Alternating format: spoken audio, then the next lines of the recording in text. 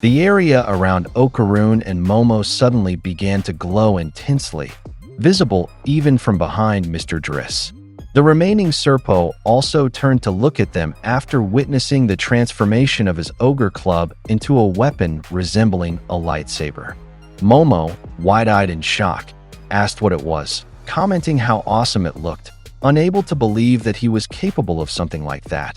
However, the ogre club's glow suddenly weakened, and the weapon drooped limply in his hands, looking pitifully wilted like a dejected junior. Okaroon grew worried, as did Momo, who asked what had happened. Okaroon explained that he had only just started learning how to draw it out, admitting that he still couldn't summon spiritual power properly, which left Momo confused and asking if he could really do that. He then revealed that the stick he was holding came from Seiko, shocking Momo once again as she realized it was from her grandma. Okaroon added that he needed to charge it with spiritual power. Momo quickly told him to hurry up and do it, pointing out that the guy with the sword was heading straight for them again. Okaroon snapped that she was stressing him out and asked her to calm down since he needed to concentrate. Behind them, one of the serpos suddenly used the 6 sensory organs, releasing a powerful shockwave that pushed both Okaroon and Momo forward. They stumbled and nearly fell into the abyss. Momo groaned and asked what just happened, while Okaroon shouted in alarm that they were about to fall. The serpo responsible for the attack called out to Mr. Dris, assuring him that they had him covered. Okaroon asked Momo if she could jump to the wall, but she fearfully said she couldn't and asked what would happen if they fell. On Mr. Dris's side, he began accelerating rapidly while readying his katana. Momo yelled that the sword guy was coming for them again, making Okaroon panic and tell her to wait a second. Fortunately, he managed to harden his lightsaber-like ogre club just in time to block Mr. Dris's charging slash, though it took great effort.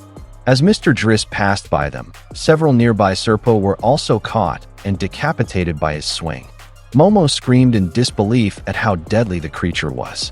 Okaroon pointed out that they were sitting ducks there and needed to move, but Momo shouted that she couldn't.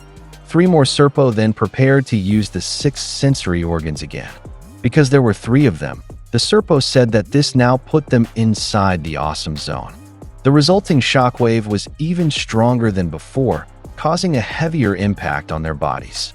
As the 3 serpo observed them, something caught their attention when they scanned Momo's and Okaroon's bodies.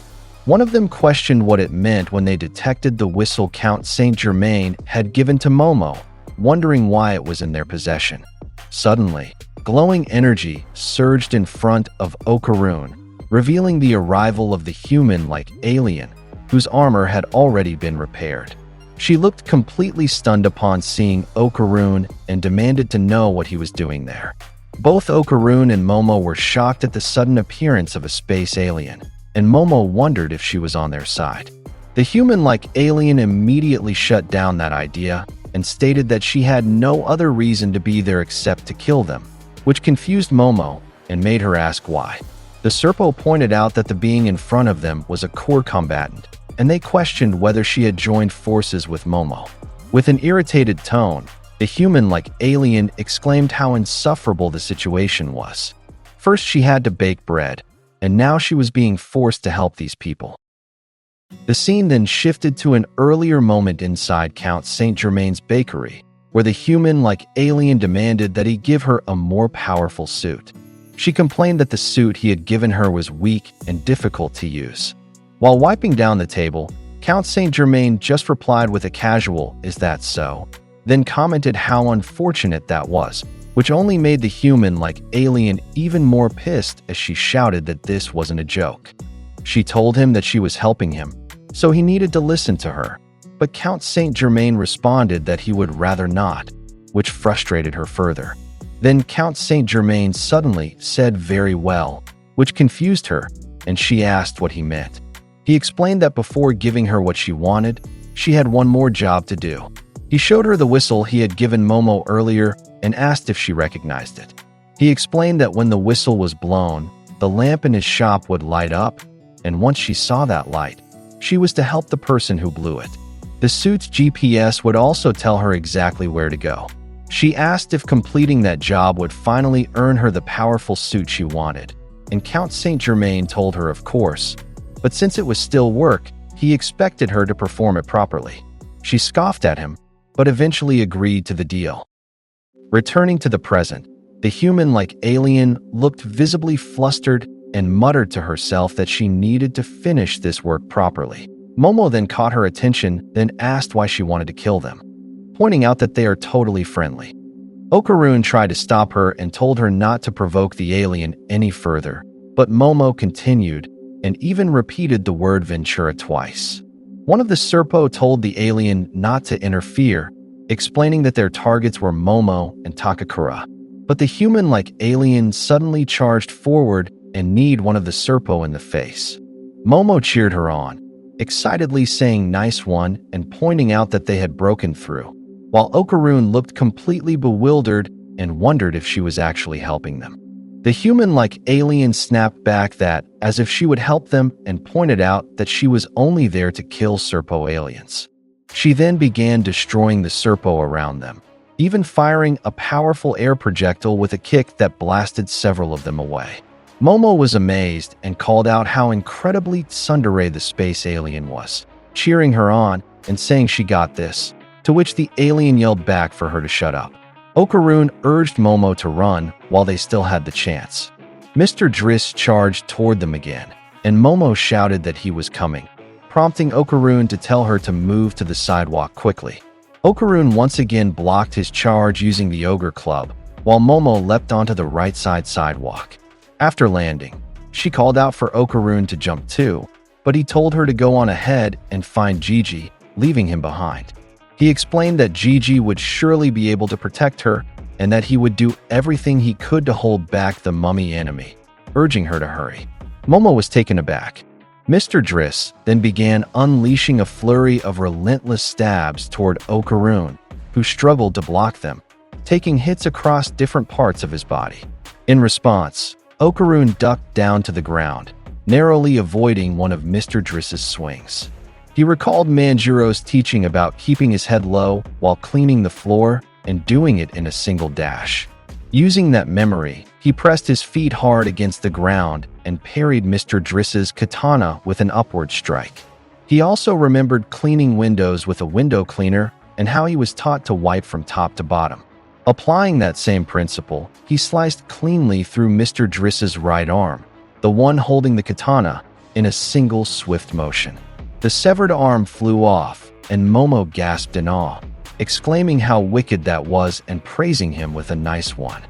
As Mr. Dris's hand flew away, his bandages suddenly writhed and wrapped around the severed arm, pulling it back toward him. Momo, wide-eyed, pointed out in shock that he was reattaching it, and Okaroon's eyes widened as well. Unfortunately, Okaroon hadn't anticipated this, and after Mr. Dris managed to reattach his severed hand using the bandages, he stabbed Okaroon in the left side of his body. When Okaroon was stabbed, he stepped back and almost fell off the floor sign he was standing on, and a close-up showed that he was hit near the shoulder. Momo screamed his name in complete distress, while Mr. Dris pulled his katana out from Okaroon's shoulder and prepared to attack again. In response, Momo threw a traffic cone at Mr. Dris and jumped in to catch Okaroon, stopping him from staggering backward toward the abyss. Okaroon became worried about what Momo did and asked why she came back, urging her again to hurry and go to Gigi, but Momo yelled back and insisted that she would not do that. Momo told him that there was no way she would ever do that, leaving Okaroon staring at her. As Okaroon stood up again, he told Momo that it was too dangerous there and asked her to stay low and hold on to him tightly so she wouldn't fall, and Momo wrapped her arms around his waist and agreed, while he prepared his ogre club once more. Okaroon then remembered something and told Momo that actually, back when she was still in elementary school, Seiko had taught her a spell to bring up her ki energy, which immediately caught Momo's attention and surprised her. Momo, confused, asked how he even knew about that, but Okaroon did not answer and instead asked her to try using that spell now. He was thinking that this might work better than having someone like him use that ogre club. Momo tried it immediately, placing her left hand on her head while pointing upward, remembering how she practiced putting power into her stomach and releasing ki from her head, while Mr. Dris started rushing toward them again. Momo's attempt had no effect, while Okaroon managed to block the double strike from that mummy. As Mr. Dris passed them again, Okaroon handed the ogre club to Momo and asked her to try again while holding it, which she did right away as she focused on it. However, nothing still happened and it did not grow even a little, which greatly puzzled Okaroon. He pointed out that Momo should actually be much better than him at using her ki. Mr. Dris rushed toward them again, so Momo shouted that he was coming, while Okaroon told her to stay behind him. Okaroon readied the ogre club, and unexpectedly the beam suddenly began to grow, and before long it expanded massively, shocking him. Because of that, he managed to slice Mr. Dris's entire body with a single swing, separating his upper body from his lower body.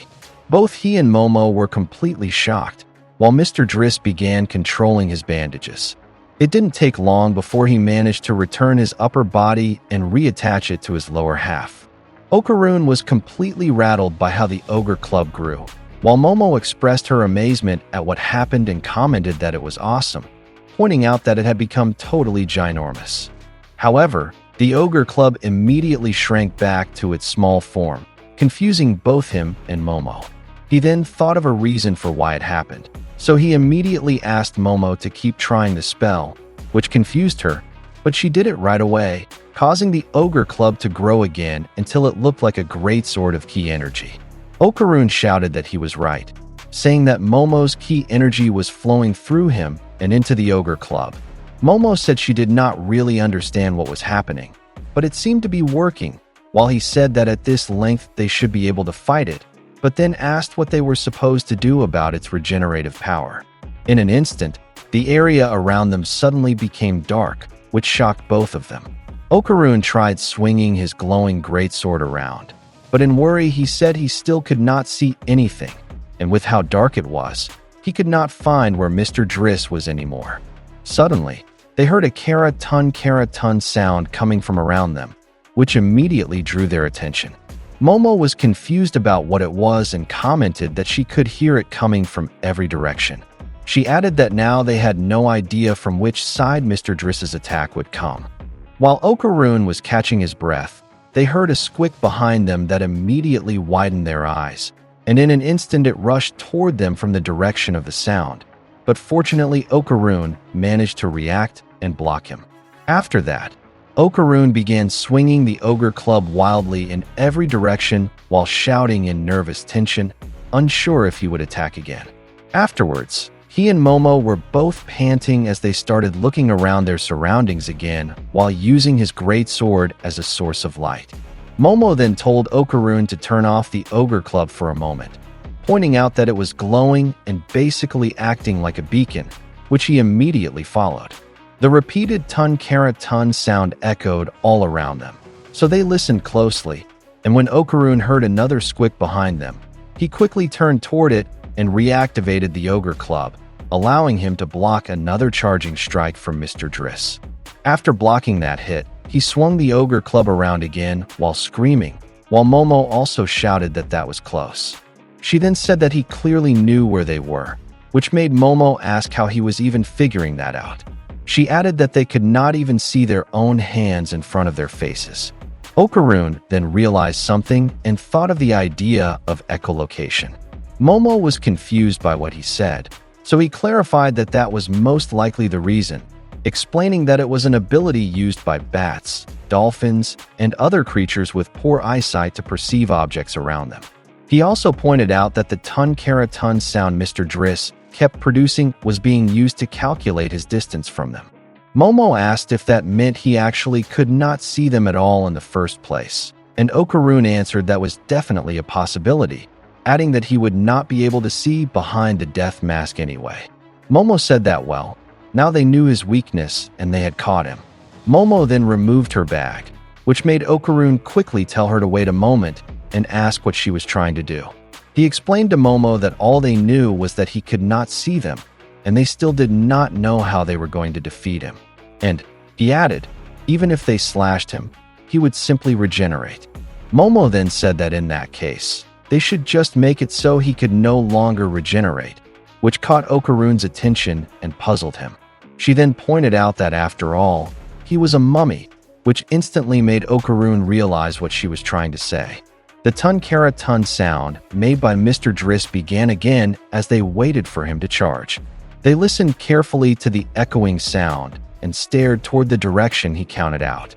The sound grew louder and louder so Mr. Dris could better identify their position. It did not take long before the surroundings fell silent again, and they heard another squick. Mr. Dris prepared his katana, and soon after he quickly sliced Okaroon's body. His upper body separated from his lower body, but it turned out to be just a dummy that Momo and Okaroon created as a distraction. The two of them were actually holding onto the floor sign and hanging from it so they would not be hit. And as Mr. Dris approached them, Momo immediately reached for the bandage that the mummy used as his thin passage. She shouted excitedly that she managed to grab it, while Okaroon moved quickly to get to her. But because of how strong the pull was, she began slipping off, so she shouted at Okaroon to hold her, and he quickly shifted positions and yelled for her to just hang on. He wrapped his arms tightly around Momo from the upper part of the floor sign and shouted for them to do it now. Momo started winding the bandage around her hands while singing the Ito Maki Maki song. And when Okaroon did the same, he yelled the lyrics Ras Sarah, making Momo comment that that was not how the song went. Right after, Momo shouted nervously that she was going to fall, so he needed to tighten his grip, and he said he was already doing that. And as they continued, they repeated the singing. Because of their pulling on the bandage, the wrappings around his body gradually unraveled and revealed the true appearance of his body underneath. It did not take long before all of the bandages were finally removed and his entire body was exposed, causing Okaroon to shout in joy when it happened, with Momo also cheering with him. Momo followed it up by saying "take that," and told him to show them just how old that skin really was, calling him a bastard. Momo then explained that when untreated parts of a mummy's body are exposed to air, they quickly decompose, and we saw that happen to Mr. Dris as his body rapidly disintegrated once he felt the air. Mr. Dris's body continued to disintegrate as Momo and Okaroon pulled on the bandages tied around his body, and at that moment Momo urged Okaroon to look, saying that his body was already falling apart. However, once Mr. Dris's mummified body was completely used up, a massive being suddenly emerged from it, shocking both Momo and Okaroon. Okaroon recalled what he told Momo back when they were still at the museum, about a theory that there were aliens who could not survive on Earth without wearing a human body, and that when they returned to space, they preserved those bodies, the mummies, so they could be used again. When Okaroon saw what emerged from Mr. Dris's body, he immediately realized that it was the true form of the space alien, while Momo was left completely stunned and asked if it was not unbelievably huge. Suddenly, they were jolted to a stop and Okaroon's face slammed into Momo's chest, which turned out to be because the street had returned to normal, drawing their attention. They then turned toward the space alien, and once it fully exited its human body, it was revealed to resemble an enormous space whale, wrapped in some kind of electrical energy. Momo and Okaroon screamed loudly when they saw its full appearance because of its sheer size. Momo commented that the space whale was ginormous, while Okaroon became worried because it was starting to fall. He asked Momo to let go of him, saying that he could not move, to which Momo pointed out that they were tightly bound by the bandages, while reminding him about where the ogre club was. Okaroon said that he was holding it, so Momo urged him to hurry and release it. Okaroon then told Momo that he needed her help, instructing her to visualize her key energy emerging, which Momo immediately did. Before long, Momo's key energy flowed rapidly into Okaroon, and because of that the ogre club quickly grew, allowing him to cut through the bandages binding them to the ground. Right after that, the colossal space whale finally crashed down onto the ground, and because of its size it easily destroyed buildings across a massive area. Its impact caused widespread destruction as its body slammed into the ground. On the serpo side, One of them commented that the space whale was foolish, saying that despite their stern warning that once he abandoned his human body, Earth's gravity would crush him, he still did it. They then began running away from the area while shouting that they had failed once again, while another added that there was nothing they could do about a creature like that, pointing out that the space whale was completely useless. The space whale's body gradually began to bulge as Earth's gravity crushed it, and because it could not resist it, it eventually exploded like an overinflated balloon, scattering parts of its body across the area. Its internal organs splattered onto nearby buildings, and before long all that remained was its carcass lying motionless on the street. After that, the empty space disappeared and Okaroon and Momo returned to the normal dimension, and it turned out that they had been crushed beneath the giant space whale.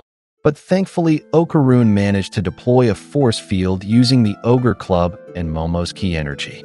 When they opened their eyes, still gasping for breath, Okaroon immediately noticed that they had made it back. Momo quickly lifted her head and looked around, asking if they had defeated it, while Okaroon expressed deep gratitude that they were safe. While still lying on top of Okaroon, Momo tearfully and happily told him that he was awesome for defeating the enemy, which Okaroon denied, pointing out that Momo was the awesome one and thanking her, saying that they were able to win because of her. He explained that even without her memories, her quick thinking and bravery were still there. He also said that she was still Momo, and that right now that made him extremely happy, and that it was a relief knowing she was safe and sound, which gave Momo a soft, warm feeling. After that, Momo apologized as she got off him, saying that she must have been heavy. She also volunteered to remove the bandages, commenting that they had gotten all tangled up. However, when Momo tried to move, her body began trembling violently from exhaustion, and she could not stand. Okaroon immediately asked her to get on his back, explaining that he was already used to giving her piggyback rides, which left her staring at him. Momo went along with it and climbed onto Okaroon's back. As they walked, she asked if she was too heavy, and Okaroon replied that she was not and was actually light, which made her fall silent and shyly thank him. Momo blushed slightly as she thought about what to say, and before long she called out to Okaroon, making him ask what it was, to which she said that she now believed in space aliens. After that, later that night, the scene returned to the hospital in Shimane where Seiko was confined. Seiko woke up while resting and immediately put on her glasses. When she looked toward the foot of her bed, she saw Turbo Granny relaxing there, causing her to stare. She asked if Turbo Granny had been eating properly while away from them, to which Turbo Granny replied more or less, then added that the world was filled with delicious food. Seiko closed her eyes again and said that it was good to know, and Turbo Granny agreed, commenting that it was the best. However, she added that, but all the shitheads really aren't to her taste. After a short while, Okaroon and Momo arrived at the ISA residence. As Okaroon lowered Momo from carrying her, he asked if she was okay and if she could stand, to which Momo agreed and said that she was fine now. After that, Okaroon started to walk away and shyly said goodbye, but Momo shouted at him to wait a moment, causing him to turn back toward her. She said she needed to go somewhere for a bit, which confused him. Momo told him not to act so surprised and asked how he could still act so blasé, which only confused Okaroon even more. They went inside Momo's house next, and Momo took out a first aid kit. Momo suddenly shouted that it hurt so much, but it turned out she was not treating herself, but Okaroon instead. Because of that, Okaroon pointed out that she was not the one who was hurt, but Momo kept acting like she was in pain while treating him, explaining that it hurt just from looking at the wound. Momo thought it would be better for Okaroon to go to a hospital, to which he replied that he would go tomorrow and just needed to be good enough for now. Vamola then came in from the kitchen and happily welcomed Okaroon, while he excused himself for the intrusion. She asked if he would join them for dinner before going home, but Okaroon declined. Because of that, Momo asked him, while bandaging his hand, why not, saying that he could eat first and then go home, which left him speechless. Momo then informed him that Vamola was a great cook, which made Okaroon simply glance to the side. In the next scene, Vamola had already laid out all the food on the dining table, and they all gave thanks together before the meal. Okaroon shyly lifted his bowl of soup, but when he took a sip, he felt a warm sensation that caught his attention. Vamola then asked if it tasted good, to which he replied yes, very much so, praising Vamola and saying that she was really amazing, which made Vamola laugh happily. Momo did not realize that she was already staring at Okaroon, and because of that, she caught his attention. When Okaroon looked at her, she immediately realized it and quickly closed her eyes while taking a bite of rice, and Okaroon did the same. But after Okaroon finished taking a bite, he looked at Momo again, which she noticed right away, causing her to blush and close her eyes again while eating. After that, Momo confronted Okaroon and asked why he kept looking at her, to which Okaroon replied that he should be the one asking her that.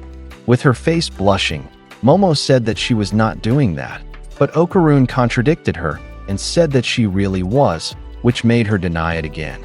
Okaroon pointed out that Momo was always the one telling him to look her in the eyes, but Momo said that she never told him to look at her while eating, while Vamola simply continued enjoying her food. Okaroon then asked when he was even allowed to look at her, which made Momo irritated as she said how was she supposed to know, telling him to figure it out himself. Before long, Vamola commented with a delighted expression that the two of them really got along well, which made both of them blush and drew their attention. Momo shouted back that it was not like that, while Okaroon fell silent. In the next scene, while they were washing the dishes, Momo asked Okaroon who the people that attacked them earlier were. Okaroon explained that the men wearing white shirts were aliens called serpoians, and that they appeared to steal human genitals, which made Momo recoil in disgust.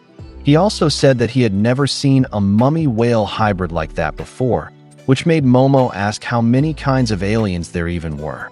Okaroon told her that according to Paul Hellyer, a former Canadian defense minister, there were apparently 82 species of aliens, and that those were just the confirmed ones. Momo shouted for him to wait a moment, then asked what kind of underpants aliens even wore, to which Okaroon seriously replied that he did not know.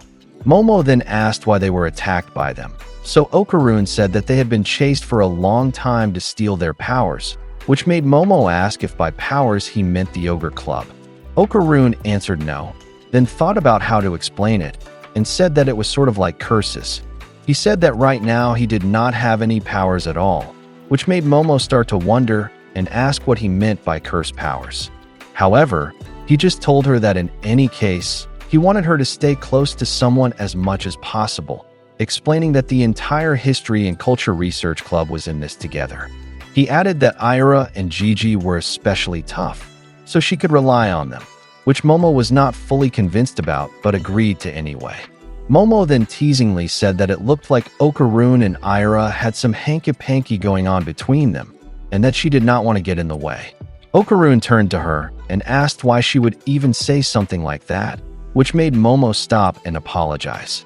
After a moment, Okaroon suddenly looked back at her with a serious expression, confusing her. He stared at her intensely, making her ask what it was, but Okaroon did not look away, so she ended up staring back at him in confusion. Before long, Momo broke eye contact, which made Okaroon shout and point out that she looked away. He shouted and cheered that he won, which left Momo completely confused and irritated as she asked why he was so annoying, while Vamola congratulated him and asked what happened.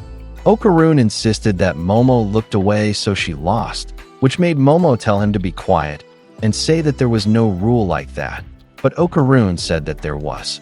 Because she lost, he said that now she had to do what he said, adding a please, which confused Momo and made her shout never. Momo asked why she would even do that, so Okaroon replied that it was because she was the one who made that rule. Momo said that she did not remember making that rule, but Okaroon insisted that she really did say it. Okaroon asked Vamola for her opinion, and Vamola happily agreed and said that Momo really did say that, which only made Momo more irritated as she shouted that it was a god-dang conspiracy. After that, Okaroon suddenly asked Momo out on a date, which completely shocked and stunned her. Okaroon pointed out that she lost after all, but Momo argued that he was not even looking at her now. Momo refused Okaroon's request, while Vamola asked what a date was.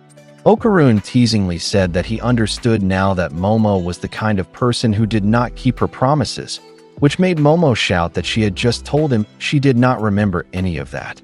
Okaroon said that Vamola was a witness, to which Momo replied that she did not even know her. Because of that, Okaroon asked if giving someone an axe kick while half asleep and not remembering it afterward would really be an excuse, which forced Momo to agree to the rule, but she said they would play again and whoever lost would have to obey the winner. Okaroon pointed out that he had already won once, so if he won again his score would be 2, which made Momo angrily call him a petty bastard. After that, they repeated their staring contest, and both of them looked eager to win. They stared at each other with complete focus, the intensity visible in their eyes, while Vamola happily watched them. Vamola suddenly commented that it looked like they were about to kiss, and because of that comment, Momo became uncomfortable and blushingly looked away from Okaroon. Okaroon immediately shouted when she looked away, cheering that she broke eye contact and that he won, while Vamola acted like a referee by raising her hand and shouting that Okaroon was the winner. Momo tried to protest and said to wait a moment and that it did not count, while angrily telling Vamola that it was not funny. Until they stepped outside the house, Momo kept telling Okaroon that she would never do that in a million years, and that there was no way she would go on a date with him. She then asked if he was the type of person who forced someone to do things they did not want to do, commenting that people like that were the worst, while Okaroon just kept walking ahead. He tried to clarify and insist that it was only a joke, then asked if Momo really thought he was serious about it. He added that she should give him a break and said that he was leaving, but Momo told him to be honest, saying that he really was serious about it, urging him to go home already, while Vamola happily said goodbye to him and told him they would see each other again tomorrow.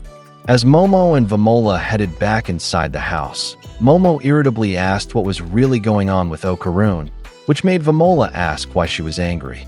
On Okaroon's side, as he walked away, the irritation was clear on his face as he talked to himself, asking what he was even doing. He told himself that he was being overly impatient no matter how he looked at it. Yes, he had resolved to be proactive, but it should not have been like that. From Momo's point of view, he was not someone she truly knew well, and if he forced his feelings onto her, would that not just make him look like a creep? Annoyed, he started running and shouted at himself, calling himself a total doofus.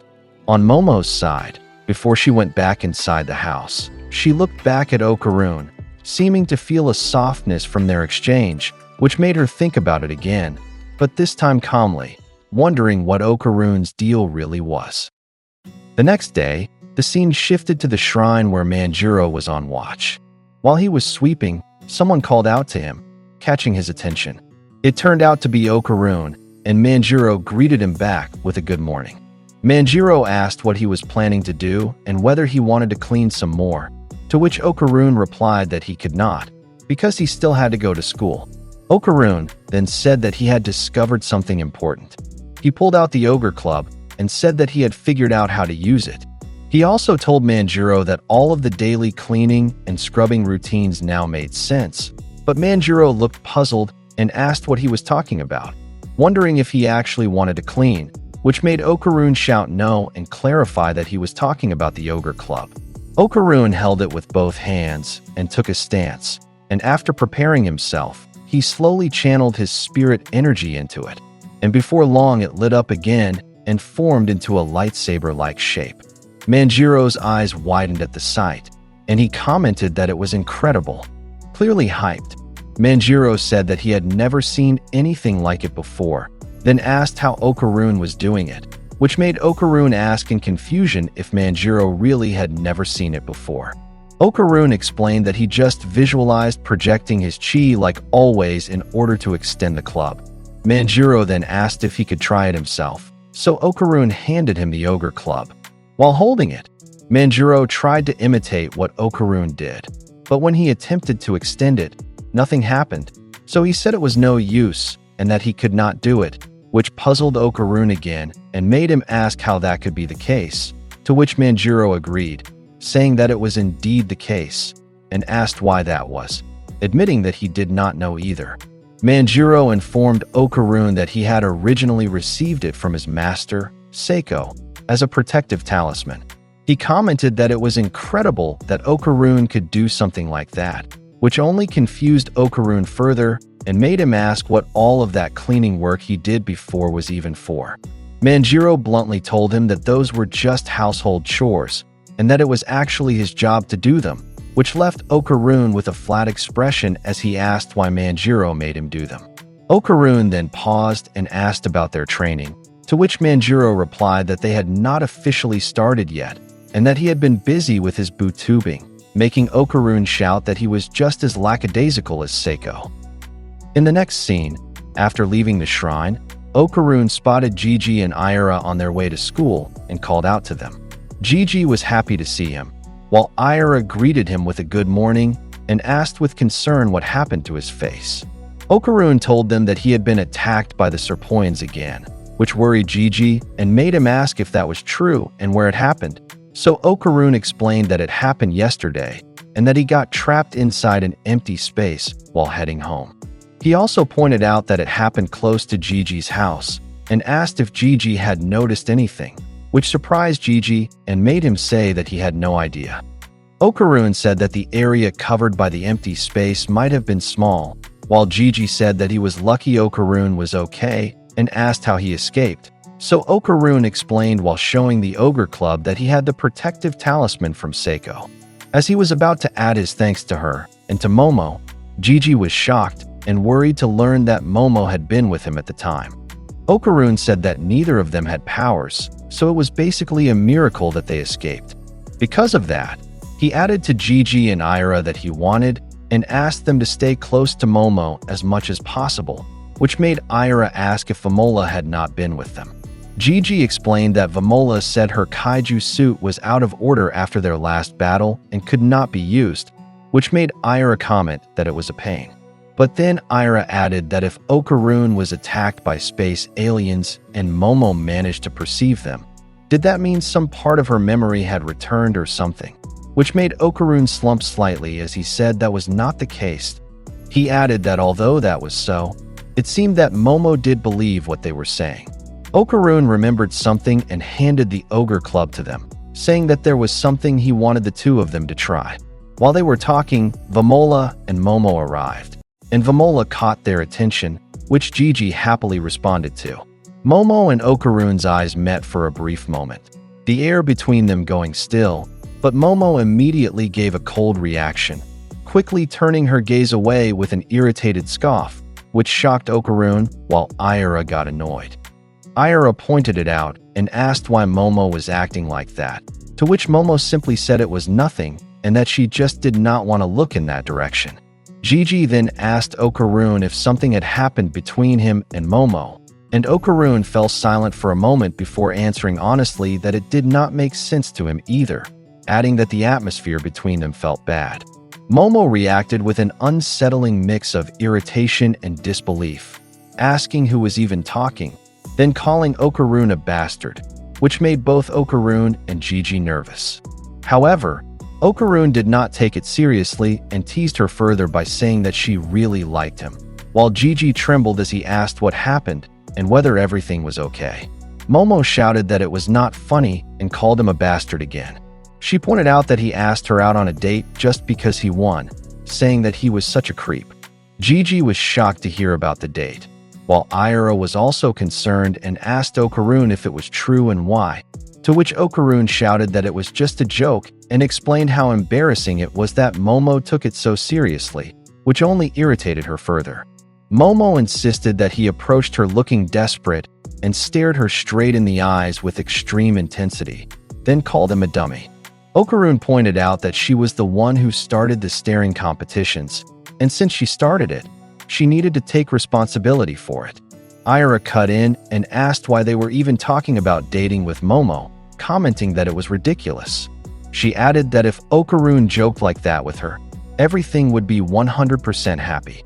Gigi then asked what that staring game even was, and what they meant about going on a date if someone won, urging Okaroon to teach him how to play.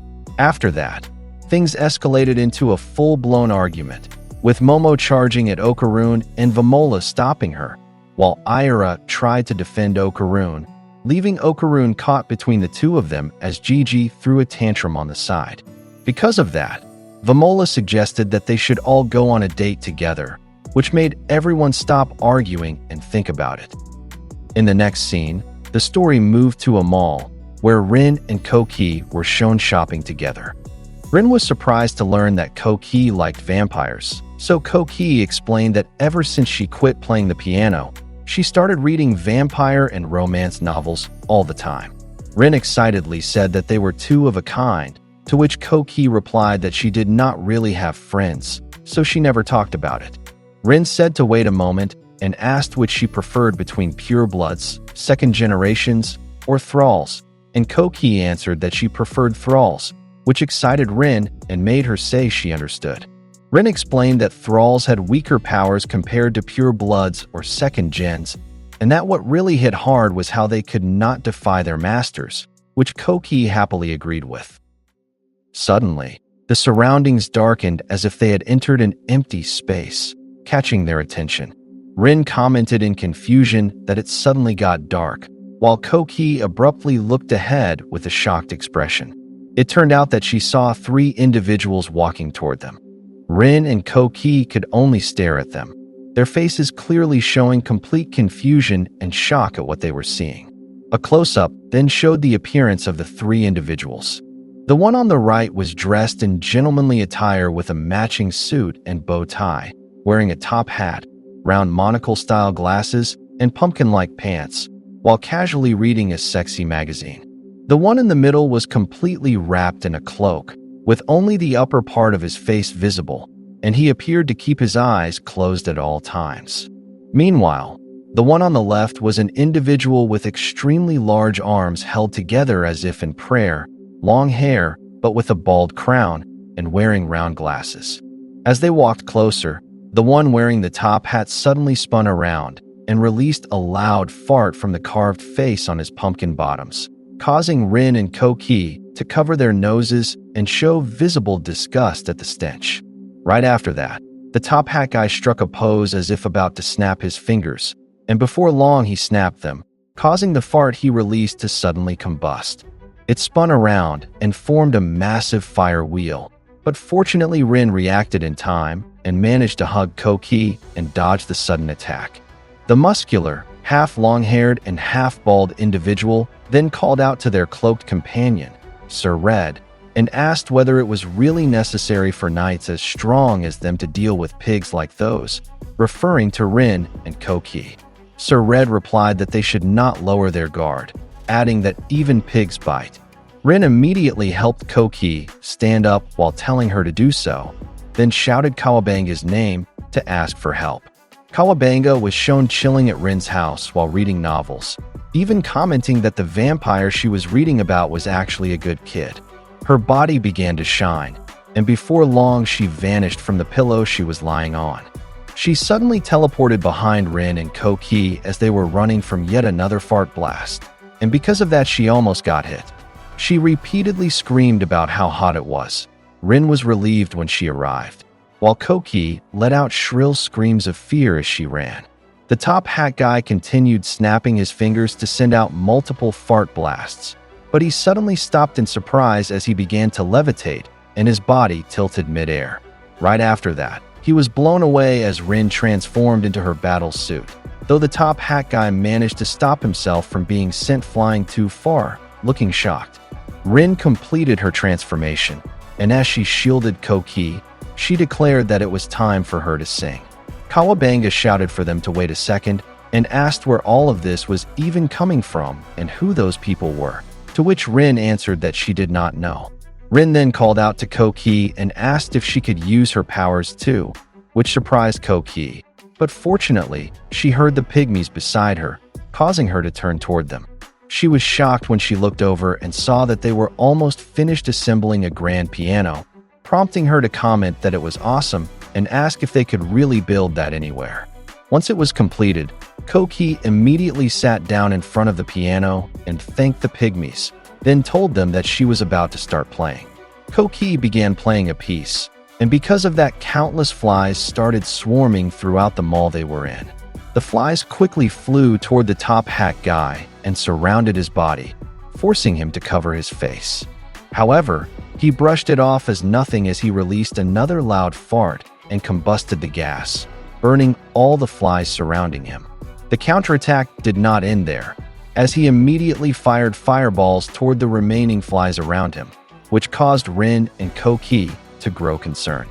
The top hat guy continued attacking them with fart combustions, forcing Rin to turn around and shield both herself and Koki with her turtle back. Rin and Kawabanga screamed from the intense heat, and Kawabanga asked whether she could not use gravity to do something about the fire, to which Rin replied that she could not do that against it. Rin explained that to keep the enemy from getting close, she was controlling the direction of gravity so that on the enemy's side it was down, while on their side it was up. However, flames rise, so the fire was actually spreading toward them. Kawabanga understood and asked what would happen if she flipped it upside down, which made Rin shout of course, followed by a scream of panic as the top hat guy was closing in on them. Koki then got her attention and said that it was session time, telling her that she would accompany her.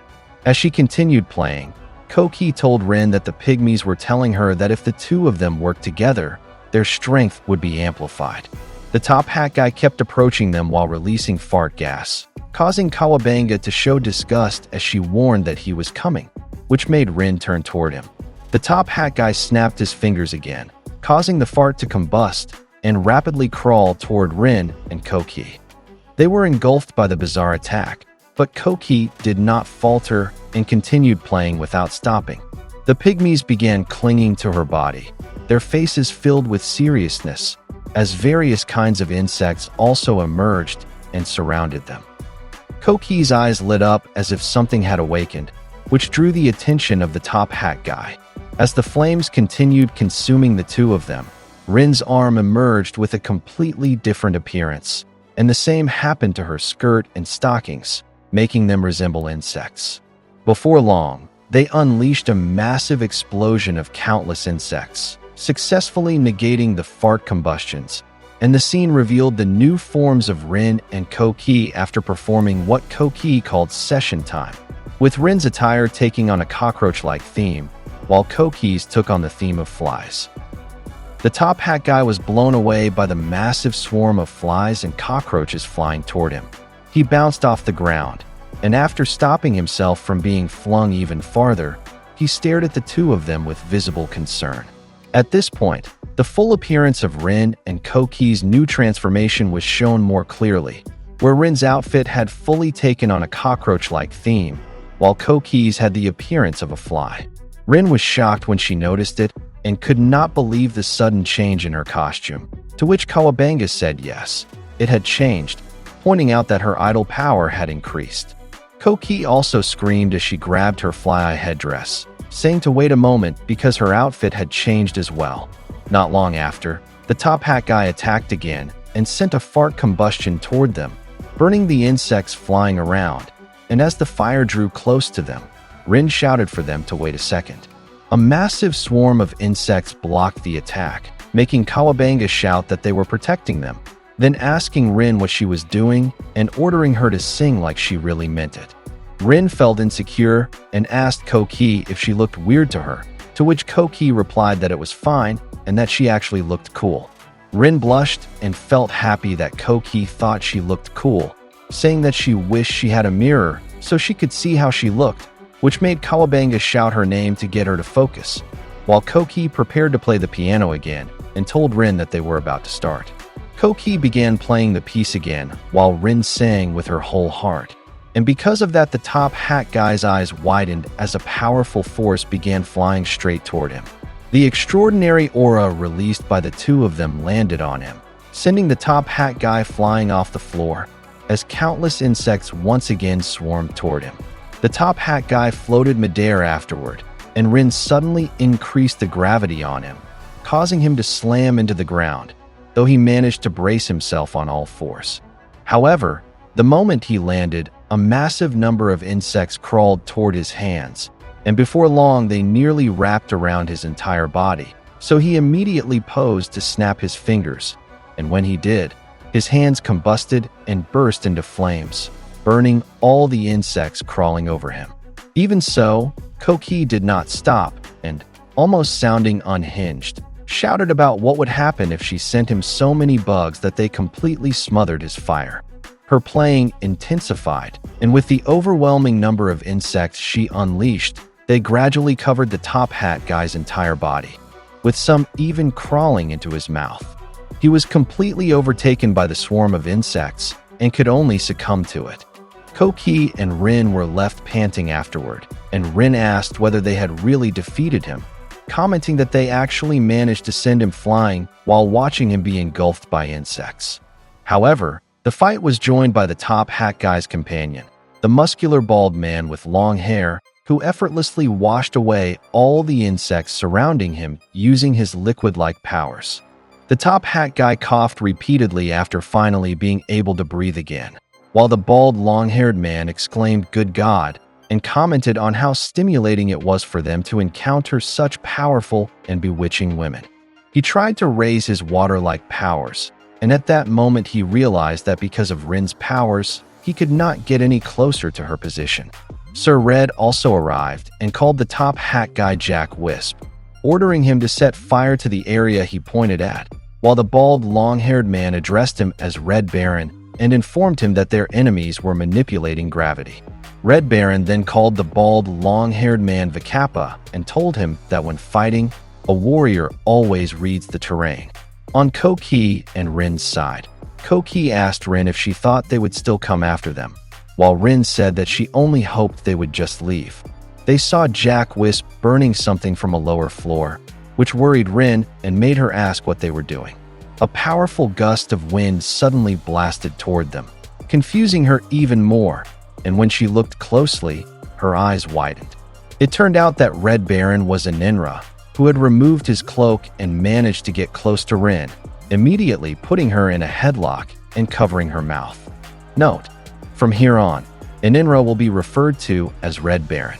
Rin struggled to break free but could do nothing, while Red Baron asked whether it was true that even though she could control gravity, she could not protect herself from the smoke in the air. Kawabanga angrily shouted at Red Baron to let Rin go, while Koki cried out her name in panic. Red Baron then handed Rin over to Vakappa, who transformed his upper body into a massive liquid blob and embraced Rin as she was submerged in his liquid. Because of that, Rin could not breathe, while Koki was suddenly put in a headlock by Jack Wisp as well, leaving her unable to do anything as he prepared to combust flames at point-blank range. Red Baron approached her and said that he would start with her, as she deactivated her powers. He then asked that Koki admit her defeat if she did not want Rin to die. Because of that, Koki immediately said that she would admit it as many times as they wanted, as long as they did not kill Rin. Vakappa scoffed at that and commented on how easy it was, saying that in the end, she was nothing more than an underling. Jack Wisp then grabbed Koki's right wrist while sticking out his tongue and pulled out a Kozuka knife with his left hand. He slowly brought it toward Koki's hand, and before long it pressed against her skin, causing a cut to form on her fist. Red Baron watched it happen, and when Koki's hand began bleeding from the cut, the Kozuka knife suddenly started to glow, and Koki's power as the Lord of the Flies gradually flowed into it. After that, Jack Wisp handed the Kozuka knife over to a ninja, and as he passed it to him, it was clearly still emitting an electric-like aura from having just been used. As Red Baron slipped the knife into his pocket, he took Vakappa's attention, prompting him to immediately release Rin from his liquid embrace and drowning grip. Rin's powers instantly deactivated as she collapsed onto the ground, and Red Baron told her that she was next, asking that she accept her defeat. While still coughing from having her face submerged in the liquid sphere, Red Baron said that her friend was about to drown, causing Rin to turn toward Koki. She grew distressed when she saw that the same thing that had been done to her earlier was now being done to Koki. Weakly, Rin begged them to stop, pleading with them, but Red Baron pointed out that just as he had said, she needed to accept her defeat, adding that within 10 seconds, her friend would be dead. Rin then turned toward Kawabanga, anxiously asking what would happen to her if she did that, to which Red Baron replied that her powers would become theirs, and that was all there was to it. Rin looked back at the drowning Koki, the difficulty of her decision clearly written on her face as her gaze also shifted toward Kawabanga. Before long, she chose to surrender and declared that she had been defeated by them, prompting Red Baron to pull out another Kozuka knife. He aimed it at her cheek and slashed her there, causing a wound to form. Because of that, her powers of the ombudsman also gradually flowed into that Kozuka knife. Unfortunately, at the same time her power disappeared, the same thing happened to Kawabanga's body, making Rin scream and cry in distress as Kawabanga began to fade away, and before long, her ombudsman powers fully entered the Kozuka knife. Kawabanga vanished completely right before her eyes, leaving Rin with nothing to do but watch it happen. After that, Red Baron put his cloak back on and began walking away from them, saying that they had collected the powers and calling for his two companions to leave. Vakappa called out to him, and while still drowning Rin, asked how they should deal with the two of them, to which Red Baron replied that they could do whatever they wanted, even suggesting that they kill them since no one would care anyway. Jack Wisp showed him respect, as did Vakappa, saying that they were grateful and overjoyed by his answer. Vakappa then released Koki from the drowning grip, and it was shown that his entire body was truly made of water as he returned to his original form. Once he returned to his normal form, he asked Jack Wisp who he would choose, saying that he preferred the one with glasses, referring to Rin, as Jack Wisp crouched beside Koki and said he bet she had long intestines. Vakappa suddenly knelt down and wedged Rin's head between his legs, marveling at how perfect the fit was. While squeezing Rin's head, he commented that her skull was a good one, and that he was sure it would burst like a tomato. On Koki's side, Jack Wisp lifted her clothing and pressed a scalpel against her stomach. He began to cut into her, but unexpectedly, a gigantic toilet bowl suddenly emerged from the middle of the floor, causing all three of them to turn toward it. Red Baron was shocked and asked what it was, while on Vakappa's side, his stomach suddenly started hurting, grabbing his attention. As he doubled over in pain, Vakappa commented that his stomach felt cold and wondered if it was because he had taken off his clothes. Jack Wisp began feeling the same pain, prompting Vakappa to add that it felt like nature was suddenly calling them. Soon after, Red Baron's stomach also began to hurt, something he could not accept as he shouted that they were under attack, then wondered who it could be, asking who was making them feel such an urgent need to relieve themselves. The pain in his stomach intensified, and he realized he could not hold it in much longer, causing him to immediately run off, with Jack Wisp and Vakappa doing the same. While running, Jack Wisp said that a noble should never suffer a careless accident, and that they needed to hurry and find a toilet. However, Vakappa said there was no hope, since the outlet mall was far too massive. Before long, they spotted signage, prompting Vakappa to call out to Red, to which Red Baron shouted for them to get out of the way and said he would go first. All three of them rushed into the men's room, only to freeze the moment they entered. Inside, they saw what appeared to be a small young girl standing at the far end of the restroom. Red Baron stared at her with widened eyes and immediately ordered Jack Wisp to burn her, which Jack Wisp promptly did by firing combustion fireballs at her. The flames engulfed the entity, and Jack Wisp carefully watched as the fire died down. However, the attack seemed to have done nothing, as the small girl was revealed to be completely unharmed, showing a horrifying face with a mouth stretched from ear to ear and bulging, bloodshot eyes.